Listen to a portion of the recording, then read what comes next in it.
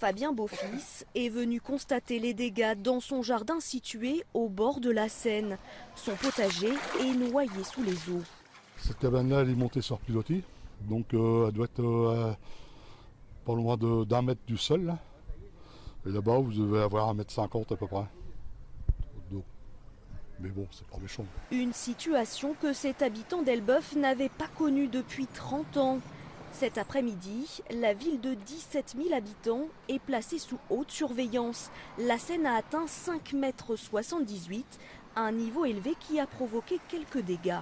À l'heure actuelle, il y a simplement 2 caves qui nous ont été signalées comme des caves inondées, mais les habitants avaient pris leurs dispositions en amont, donc il n'y a pas de difficulté particulière.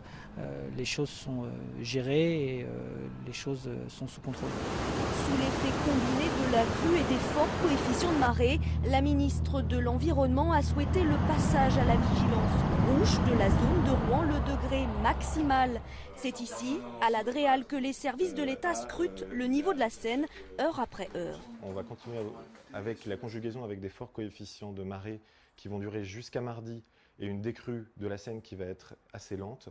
On va avoir un événement qui va durer au moins jusqu'à mardi en termes de débordement relativement important. Si quelques débordements ont été constatés comme ici à la Bouille dans l'après-midi, le bilan n'est pour l'heure pas alarmant. Les communes de la boucle de la Seine restent néanmoins vigilantes, les maires aux aguets, malgré des riverains habitués et peu inquiets.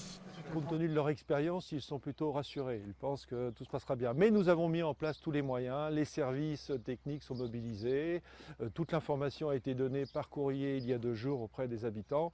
Donc nous sommes à disposition en espérant bien naturellement que nous n'ayons pas à intervenir. Un nouveau pic est attendu cette nuit vers 2 h et demain dans l'après-midi.